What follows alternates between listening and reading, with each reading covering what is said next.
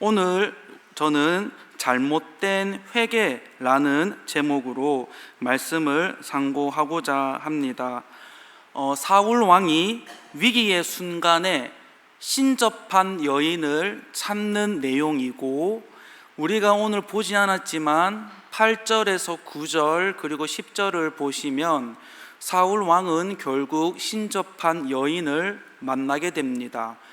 그리고 그 신접한 여인에게 오늘 우리가 본문에서 보았듯이 죽은 사무엘의 영혼을 올려서 그를 만날 수 있도록 요청합니다. 사랑하는 여러분, 우리가 오늘 말씀을 보니까요, 사무엘의 죽음은 굉장히 이스라엘 백성들에게 큰 슬픔으로 다가온 것을 볼 수 있습니다. 그만큼 사무엘이 남긴 흔적들, 사무엘이 가지고 있었던 그 아름다운 신앙이 많은 이스라엘 백성들에게 본이 되었다라는 것입니다. 그렇기 때문에 그의 죽음을 많은 사람들이 슬피 울며 안타까워한 것을 볼 수 있습니다. 3절 전반절에 보시면은 사무엘이 죽었으므로 온 이스라엘이 그를 두고 슬피 울며라고 되어 있습니다. 그리고 이후에 우리가 보지 않았지만 8절 이후에 이 사무엘의 영을 사울이 요청하는 장면이 나오는데요, 여기에서 학자들의 두 견해로 갈리게 됩니다. 어떠한 학자들의 무리는 이것은 하나님의 특별한 영역으로 진짜 사무엘의 영혼이 올라왔을 것이다, 하나님의 특별한 초자연적인 영역이다 라고 주장합니다. 그러나 우리 개혁주의의 입장에 있어서는 동의할 수 없습니다. 우리 개혁주의 입장에서 왜 동의할 수 없냐? 첫 번째, 하나님께 부름받고 하나님께 쓰임받은 그 하나님의 사람이 무당의 요청으로 인해서 과연 영혼이 갈 수 있느냐라는 것이죠. 그렇지 못하다라는 것이 우리 교단의 입장이고 우리 개혁주의의 입장입니다. 하나님께서 모든 것을 창조하시고 생명의 주인이신 하나님이 아니라 무당, 결국에는 귀신 아닙니까? 귀신 중에서도 힘이 조금 더 있냐 없냐의 차이지 않겠습니까? 그 귀신을 부리는 무당을 그 요청에 의해서 하나님의 백성의 영혼이 불려온다, 그것은 논리적으로도 신학적으로도 하나님의 질서에서도 옳지 않습니다. 결국 사단의 이름이 무엇입니까? 성경에서 밝히고 있는 사단의 특징은 속이는 자이고 거짓의 아비고 거짓말쟁이입니다. 우리가 무당이나 이런 무속인들을 보면 그런 말 하지요. 지금 내 안에 있는 것은 죽은 누군가이다, 너의 가족이다라고 말을 합니다. 그런데 이 신관, 신에 관한 개념이 잘못 잡혀 있는 분들에게는 그것이 두려움으로 다가오고 그것이 진실로 다가옵니다. 진짜 내 앞에 있는 사람은 무당이지만 지금 무당 속에 들어가 있는 영혼은 나의 가족이구나, 나의 친척이구나. 그러나 하나님을 바로 알고 있는 사람은 그러한 말에 현혹되지 않습니다. 하나님을 바르게 알고 있는 사람은 결코 그러한 것에 마음이 휘둘리지도 않습니다. 하나님에 관한 바른 지식이 있으면 그 귀신이, 사단이 어떠한 거짓말과 유혹되는 말을 가지고 온다 할지라도 우리는 진리의 말씀으로 그것을 방어할 수 있고 진리의 말씀으로 그것을 이겨낼 수 있습니다. 그렇다면 사울 왕, 하나님께서 이스라엘 백성들에게 처음으로 허락하신 왕입니다. 물론 백성들의 요청이지요. 하나님, 다른 나라 보니까 다른 나라에는 왕이라는 자가 있습니다. 우리에게도 주십시오. 그러나 하나님께서는 원하시는 게 무엇입니까? 내가 너희들의 왕이 되고 너희의 하나님이 되고 너희는 나의 백성이 될 것이다 라고 했지만, 이스라엘 백성들의 그 요청, 우리에게도 왕을 주옵소서라는 요청에 사울을 허락하십니다. 그러면 하나님께서 사울에게 향한 그 아름다운 비전이 있지 않았겠습니까? 하나님께서 사울을 통해서 사울을 왕으로 세우시면서 하나님께서 이루시고자 하는 그 하나님의 나라와 아름다운 결과들이 있었을 것인데, 오늘 사울의 발걸음을 보십시오. 하나님을 실망시키기에 너무나도 충분한 일들을 하지 않습니까? 3절에 보니까요, 어떻게 되어 있습니까? 신접한 자와 박수를 그 땅에서 쫓아내었더라. 이것만 보면 사울 참 잘한 일입니다. 박수와 무당들, 신접한 사람들을 쫓아내었구나. 하나님의 백성과 하나님의 땅과 하나님의 나라에서 이러한 것들을 쫓아내는구나, 잘했구나라고 할 수 있지만 진정한 회개라고는 볼 수 없죠. 우리가 좀 이따가 보겠지만 결국 가장 위기의 상황에서, 가장 사울이 신변의 위협을 받는 상황에서 누구를 찾느냐라는 것이죠. 우리가 알고 있듯이 결국 엔돌의 신접한 여인을 찾으러 가는 여정을 우리는 좀 이따가 보게 될 것입니다. 물론 하나님께서 6절에서 보면은 꿈으로도 우림으로도 선지자로도 하나님께서 응답하시지 않습니다. 그 이유가 뭐냐라는 거죠. 왜 하나님은 하나님께서 기름 부어 세우신 그 왕의 그 호소에 하나님은 왜 침묵하시는가? 마찬가지 우리에게 적용해 볼까요? 우리도 하나님께 호소할 때가 있습니다. 하나님께 읍소할 때가 있습니다. 하나님께서 마치 침묵하시는 것처럼 느낄 때가 있는데 왜 나에게 침묵하시느냐가 중요하다는 것이죠. 우리에게 무언가가 문제가 있기 때문에 하나님께서 하나님의 백성의 그 호소에도 읍소에도 눈물에도 하나님께서 응답하시지 않으시더라, 침묵하시더라라는 것이죠. 좀 이따가 살펴보겠지만 그 결과가 무엇입니까? 결국 하나님 앞에서의 언약을 지키지 못한 것, 하나님 앞에서의 범죄함, 그것으로 인하여서 하나님께서 침묵하시더라라는 것입니다. 우리가 그것을 알고 있습니다. 내 안에 성령이 계시고 내 안에 하나님을 아는 영이 있습니다. 하나님 앞에 내가 무엇을 범죄했는지 알고 있습니다. 그러나 의도적으로 우리가 그것을 피하고 있지는 않았다는 것이죠. 내가 여기에 찔림이 있습니다. 내 양심이 있고 하나님께서 판결을 내리는 재판소가 있습니다. 거기에서 하나님이 무엇을 싫어하실지 알매도 불구하고 우리가 그저 방관하거나 그것을 무시했던 그러한 경험이 없지 않냐 이것이죠. 그러나 결국에는 그 일로 인해서 내가 하나님 앞에 이 정도는 괜찮겠지, 이 정도의 잘못은, 범죄는, 쾌락은 괜찮겠지 라고 하는 부분으로 인해서 성도에게 있어서 가장 어려운 상황, 하나님의 침묵, 그것을 맞이하게 된다는 것입니다.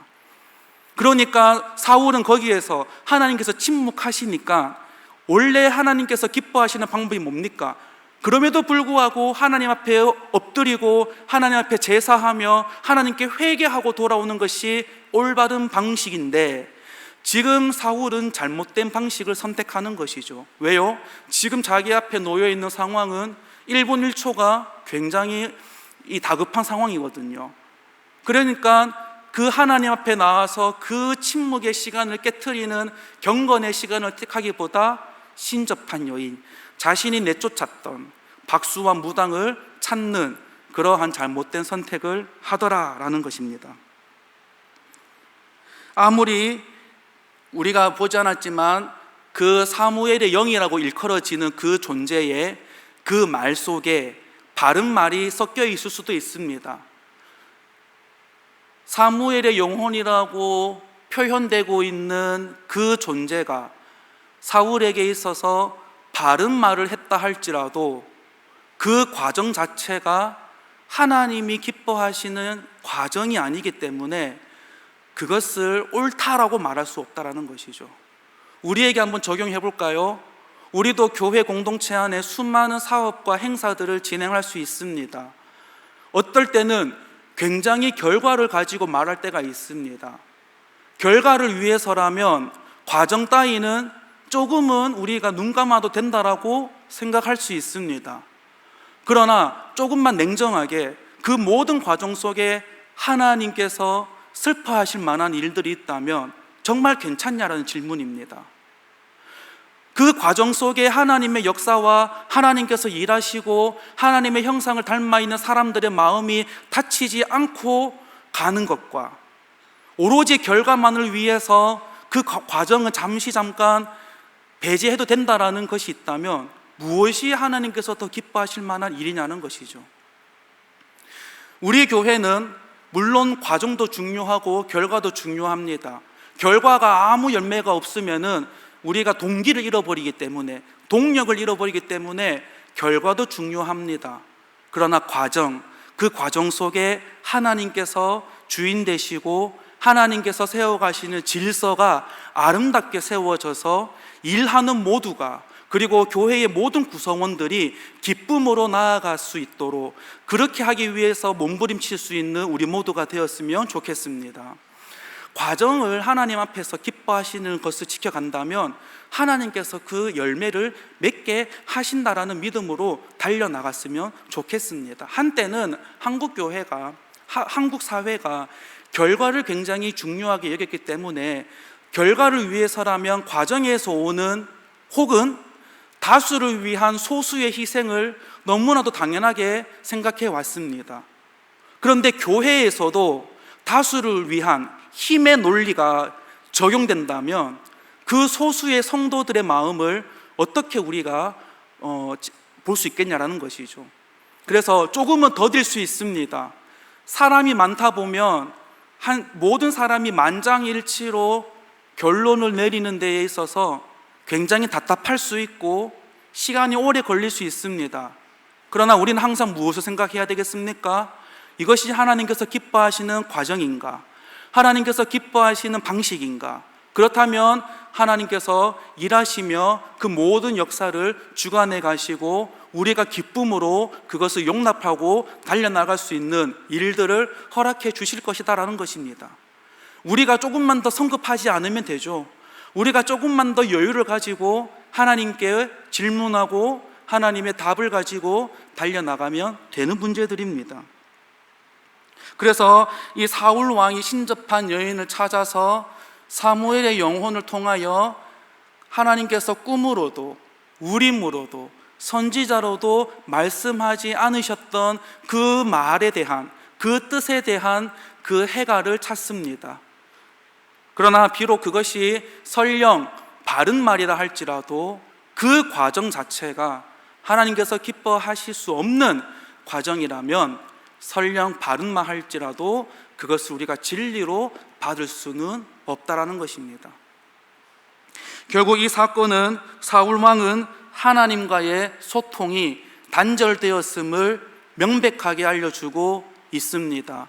하나님과의 소통이 단절된 사람, 그리고 사울 왕이 지금 처해 있는 상황, 지금 여기에서 사울 왕은 하나님께 더 엎드리고 하나님 앞에 더 기도하는 것을 선택하는 것이 아니라 자신이 내쫓았던 신접한 사람을 찾는 것을 보았다라는 것이죠.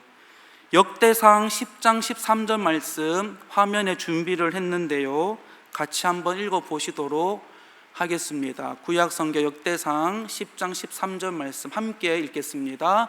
사울이 죽은 것은 여호와께 범죄하였기 때문이라. 그가 여호와의 말씀을 지키지 아니하고 또 신접한 자에게 가르치기를 정하고, 이렇게 되어 있습니다. 네, 명백하게 알고 있죠. 하나님의 말씀을 지키지 않았다, 신접한 자에게 가서 가르치기를 청했다. 이것이 사울의 결말을 맞이한 이유를 우리는 성경을 통해서 그 근거를 찾을 수 있습니다. 과거 자신이 금지했던 이런 우상숭배와 심령술에 의지하는 그런 엄중한 죄를 하나님 앞에 범하게 되는 것이죠. 그래서 오늘 제목 잘못된 회개라면 우리가 다 좋고 긍정적인 것으로도 볼 수 있으나 오늘 사울 왕이 보여준 회개는 진정한 회개라기보다는 잘못된 회개라고 볼 수 있습니다. 왜냐하면 진정한 회개라면 성도가 삶을 살다가 어려운 일을 맞이했을 때 그 진정한 회개는 어디로 인도하게 되겠습니까? 하나님께 인도하게 되겠죠. 그러나 사울은 진정한 회개라고 볼 수 없는 것이 오늘 자신이 내쫓았던 신접한 여인을 찾아갔다라는 것입니다. 결국 위급한 상황, 위기에 몰리니까 그들을 찾게 된다는 것입니다. 실제적으로 하나님께 돌아오지 않았다는 것을 알 수 있습니다. 시대를 막론하고 동서양을 막론하고 사람은 절체지명의 순간, 정말 내 목숨이 정말 위태로운 순간에 누구를 찾느냐가 만들어집니다. 그리고 당연히 하나님을 모른다 할지라도 사람은 자연스럽게 신을 찾게 됩니다. 우리는 정말 감사하게도 우리가 찾는 신이 하나님이신 것이지, 모든 사람들도 자기가 해결할 수 없는, 자기가 감당할 수 없는 일을 맞이하게 되면 의례적으로 신을 찾게 된다는 것입니다. 그 이유가 반복적으로 말씀드린다시피 모든 사람은 하나님의 형상을 가지고 있습니다. 그 하나님의 형상은 바로 하나님과 소통할 수 있는 기능을 하는 것인데, 모든 사람은 원죄를 가지고 있고 그 죄의 부패, 그런 것으로 인하여서 신을 찾지만 하나님을 찾을 수가 없다라는 것이죠. 그래서 하나님을 알지 못하는 사람들도 자신이 위급한 상황에 놓이고 자신이 해결할 수 없는, 감당할 수 없는 큰 일을 맞이하면 온갖 신들을 찾아서 이 일을 해결할 수 있도록 요청한다라는 것입니다. 그러나 하나님을 아는 성도들은 하나님을 찾고 하나님께 이 문제를 가지고 흡수한다라는 것이죠. 유초동부 여름 성경 학교를 잘 다녀왔습니다. 거기에서 우리가 예수님과 제자들이 바다 위 풍랑을 맞이했을 때 두려움, 제자들이 두려워 주무시고 있는 예수님을 깨우는 사건을 다루었습니다. 그러면서 제자들이 이 풍랑을 두려워할 때 강사님께서 학생 여러분들은 무엇이 두려우십니까? 라고 했을 때 아이가 가장 크게 외친 답이 하나 있습니다. 그것은 바로 엄마라는 것입니다. 아이에게 있어서 가장 큰 두려움의 대상은 어머니라는 것이죠. 이처럼 사람은 무언가에게 두려움을 가지고 있습니다. 그러한 상황 속에서 어떠한 존재를 찾느냐는 것이죠. 저번에 우리가 나누었다시피 우리가 기도 자체에는, 기도라는 행위 자체에는 능력이 없다라고 말씀을 드렸습니다. 그러나 오해하시면 안 되는 게, 기도는 결국 하나님과 소통하는 것이지 않습니까? 그러면 우리가 기도하는 대상이 전능자시다라는 것에 대한 정확한 이해가 있고, 우리가 지금 이 기도를 들으시는 이가 누구이신가에 대한 정확한 이해가 있다면 그 기도에는 하나님이 들으시고 하나님이 일하시고 하나님이 역사하시는 놀라움을 경험하게 됩니다. 그러나 우리가 기도하는 대상이 하나님인가? 하나님이 들으실까? 하나님에 대한 그런 믿음이, 또한 하나님에 대한 정확한 이해, 하나님이 어떠한 분이신가에 대한 개념이 없으면 그 기도는 결국 하늘을 울리는 꽹과리와 다를 바가 없다라는 것이죠. 마찬가지로 우리가 두려움 속에 찾고 있는 그 대상이 하나님이신 거에 대해서 정확한 이해와 하나님이 누구이신가에 대한 올바른 개념이 필요하다라는 것입니다. 사랑하는 여러분, 만약에 성도가 태평한 상황에서도 하나님을 찾고 어려운 상황 속에서도 하나님을 찾는다면 그것은 올바른 신앙일까요? 옳지 않은 신앙일까요? 반대로 태평성대한 시간에는 하나님을 찾지 않고 위급한 상황에서만 하나님을 찾는 그 신앙은 올바른 신앙일까요? 옳지 않은 신앙일까요? 이건 옳지 않은 신앙입니다. 성도가 기쁠 때에는 하나님을 잊어버리고 슬플 때, 어려울 때 하나님을 찾는 것은, 이거는 누구나 다 할 수 있습니다. 성도가 아닌 사람들도 다 할 수 있습니다. 수능날에 팔궁성 올라가면 그를 위해서 기도하는 사람들이 있습니다. 그러니까 성도는 어떤 사람들입니까? 범사에 감사하며 어떠한 때에서도, 내가 태평할 때에도, 우리 공동체가, 우리 나라 민족이 태평할 때에도 하나님께 무릎을 꿇고 하나님께 기도하며 나아갈 수 있는 것이 성도이고, 또한 당연히 어려울 때에도 하나님께 기도하며 나아가는 것이 성도라는 것입니다. 사랑하는 여러분, 우리 교회 안에서는 어떠한 상황 속에서도 상황을 타지 않고, 어떤 때를 타지 않고 언제나 하나님 앞에서 아침과 저녁에 경건의 시간이 지켜져 가는 우리 모두가 되었으면 좋겠습니다. 그것을 위하여서 예배에 있어서 뒷걸음질 치는 것이 아니라, 우리가 나누었던 앞선 오전 예배와 새벽에 나누었던 것처럼 우리가 있어야 할 자리를 지켜나가는 저와 여러분이 되시기를 주님의 이름으로 축원합니다. 하나님은 그러한 사람을 찾으신다는 것이죠. 돌아와서 아까 어려울 때에만, 물론 신앙의 초급자이신 분들은 그러실 수 있습니다. 그러나 지금 최소한 여기 앉아 계신 분들은 신앙의 초급 단계는 아니지 않습니까? 신앙의 연수를 떠나서 하나님과 독대할 수 있는, 하나님과의 그러한 친밀한 경험이 누구 한 분씩은 다 있지 않습니까? 그러니까 우리에게 요구되는 것은 무엇입니까? 하나님을 늘 태평할 때에도 찾고 어려울 때도 찾고, 하나님께서 나를 위해 갈 자가 누구고 나를 위해 울 자가 누구고 하고 했을 때, 주여 제가 여기 있습니다, 그 사람이 제가 되겠습니다라고 하나님께 내 못에 태인 십자가를 지겠노라고 결단하고 나아갈 수 있는, 그래서 나를 희생할 수 있는, 십자가를 지고 죽음의 그 선택을 할 수 있는 우리 모두가 여기에 있지 않냐라는 것입니다. 3절에 보시면 사무엘이라는 영적 지도자가 이제는 죽었습니다. 이스라엘에게 있어서는 어쩌면 극도로 슬프고 극도로 위태로운 상황을 야기할 수도 있지 않은가 생각이 되어집니다. 사무엘이 보여준 그 아름다움, 영적으로든 아니면 육적으로든 흔들리지 않고 나아갔던 그 신앙의 고귀함, 그리고 끝까지 하나님의 길을 걸어간 그 아름다운 모습들을 많은 백성들은 기억하고, 그래서 그것을 슬퍼했습니다. 4절에 보시면은 블레셋 사람들이 모입니다. 수넴이라는 곳에 진을 치고 전쟁을 준비하고 있습니다. 사울이 그 소식을 듣고 온 이스라엘을 모아서 갈보아에 진을 칩니다. 사울도 자신을 지키기 위해서 병사들을 모집합니다. 그러나 블레셋이라는 강대국이 지금 수넴이라는 곳에 진을 치고 점점 더 옥죄어 있습니다.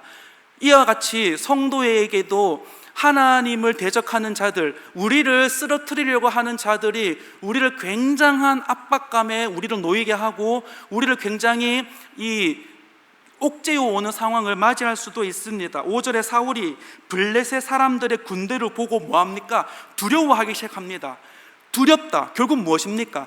하나님과의 관계가 단절되고 하나님과의 올바른 상태가 무너지기 시작하니까 내 앞에 놓여있는 대적들, 골리앗 같은 그런 대적들이 내 눈앞에 왔을 때에 두려움으로 오기 시작한다는 것입니다.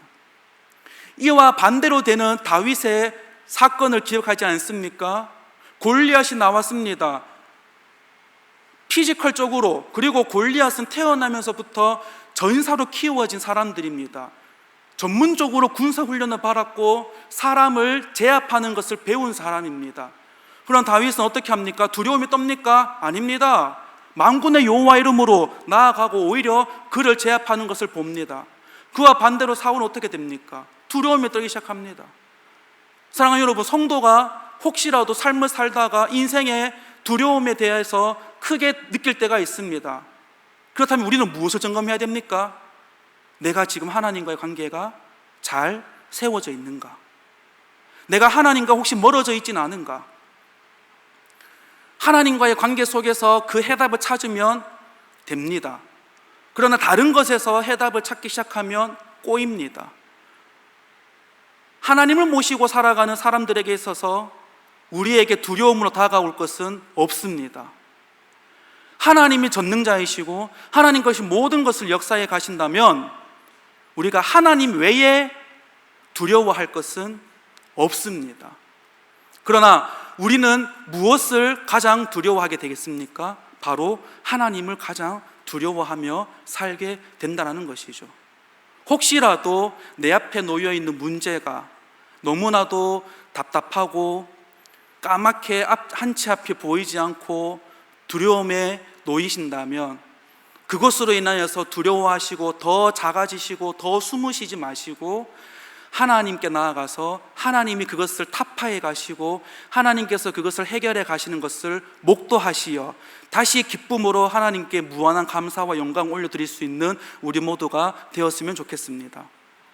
하나님은 전사이시고 다른 것과 싸우시는 것이 아니라 죄와 싸우시는 하나님이십니다. 우리가 죄 앞에 질 수 있죠. 우리가 죄에 또다시 넘어질 수 있습니다. 결단하지만 또 넘어질 수 있습니다. 그러나 우리 안에 계시고 우리를 성도라 부르시고 우리를 주의 자녀로 부르신 하나님은 끝까지 싸우신다. 무엇과 싸우십니까? 바로 죄와 싸운다라는 것입니다.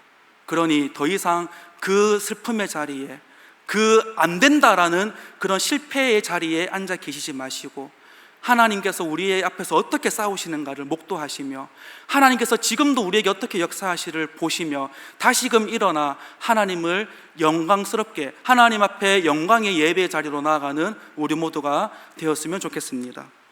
5절에 보십시오. 사울이 크게 두려워합니다. 이미 블레셋 사람들이 수넴에 진을 쳤죠. 그리고 어떻게 합니까? 자신이 내쫓았던 그 신접한 여인과 박수를 찾기 시작합니다. 얼마나 영적으로 답답했겠습니까? 얼마나 영적으로 답답하면 자신이 내쫓았던 그 우상을 숭배하는 사람들을 찾았겠냐라는 것이죠. 사울이 블레셋 사람들의 군대를 보고 두려워서 그의 마음이 크게 떨립니다. 사울이 여호와께 묻자오되 여호와께서 꿈으로도 우림으로도 선지자로도 세 가지입니다. 세 가지라는 것은 결국 완전수죠. 하나님께서 그 어떠한 방식으로도 사울에게 응답하시지 않으시더라. 그 근거를 역대상에서 우리가 어떻게 찾았습니까? 하나님 앞에 범죄하였고 신접한 여행에 가서 답을 가르쳐 달라고 청하였기 때문에 그가 죽음을 맞이했던 것을 보았습니다. 사랑하는 여러분, 우리가 하나님께서 침묵하실 때가 있습니다.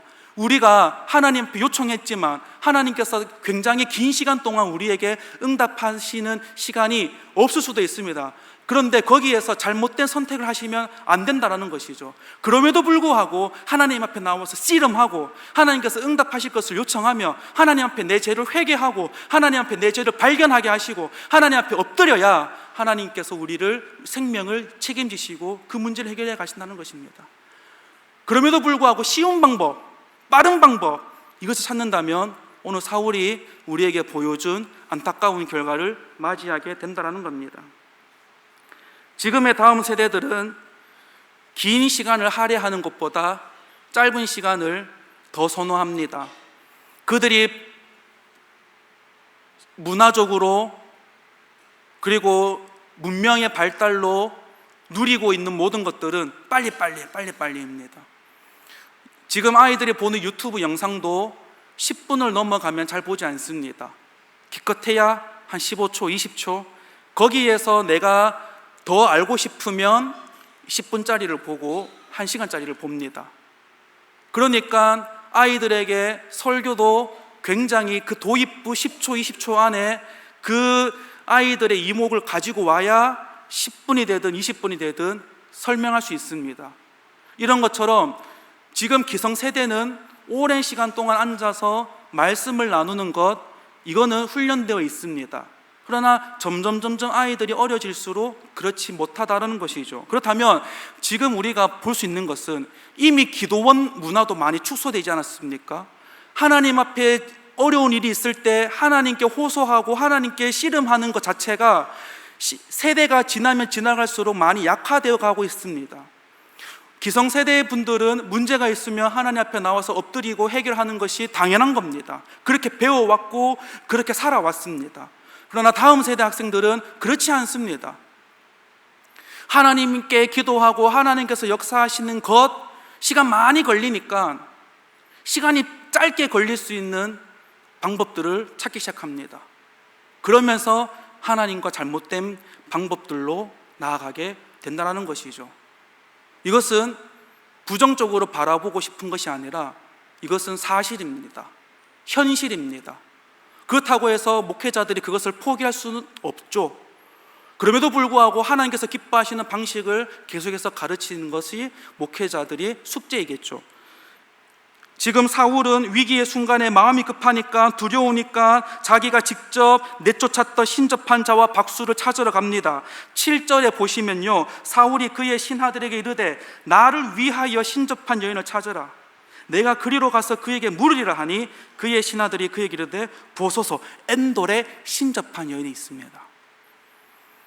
사울이 듣기에는 이 소식은 매우 좋은 소식입니다.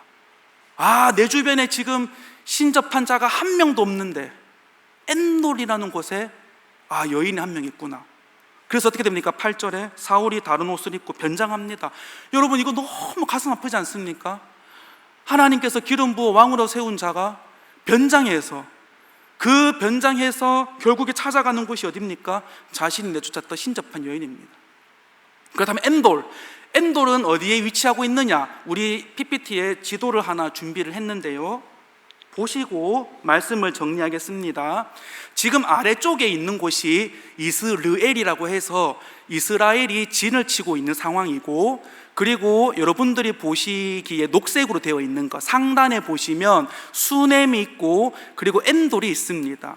그러니까 지금 저 엔돌을 가기 위해서 반드시 지나쳐야 하는 곳이 어디입니까? 수넴입니다.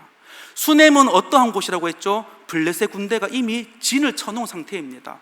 여러분 생각해 보십시오. 내가 지금 엔돌을 가기 위해서 수넴을 가야 됩니다. 지나쳐 가야 됩니다. 병사들이 있습니다. 내가 거기에서 발각되는 순간 전쟁은 할 수도 없고 바로 죽임을 당합니다.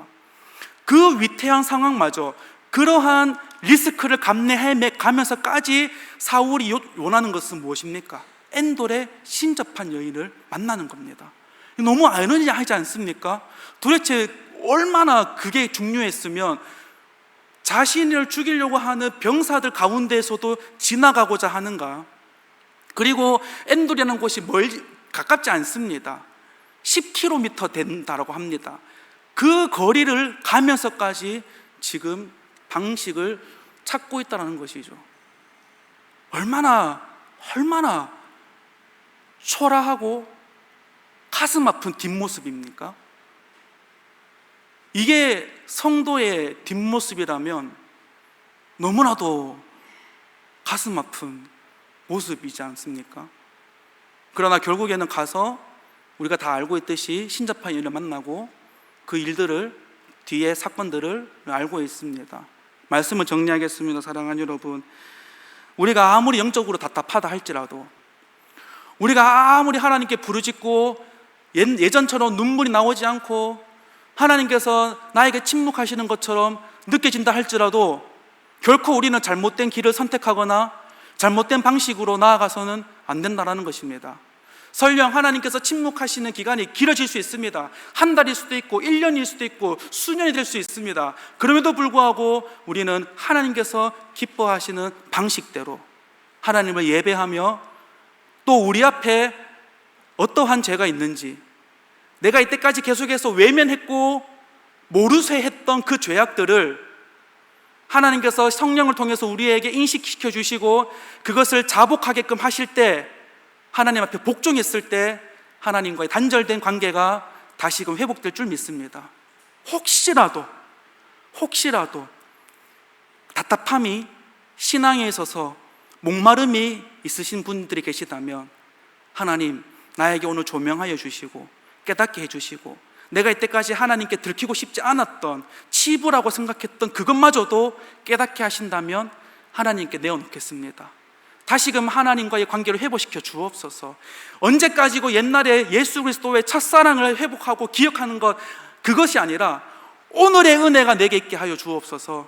어제는 어제의 은혜로 살고 오늘은 오늘의 은혜로 살고 내일은 내일의 은혜로 살아야 된다는 것이 하나님께서 우리에게 주시는 만나와 메추라기를 통한 은혜입니다. 사랑하는 여러분, 그러니까 제발 과거의 영광에 머무시지 마시고 오늘 내가 하나님과의 어떤 관계 속에서 내게 주시는 은혜가 어떤 것인가. 하나님은 우리에게 후히 주시고 꾸짖지 아니하시고 넉넉히 주시는 분이시니 그 오늘의 은혜를 가지고 살아가시는 저와 여러분 되시기를 주님의 이름으로 축원합니다. 함께 기도하고 제가 짧게 기도하겠습니다. 사랑이 많으신 하나님 아버지,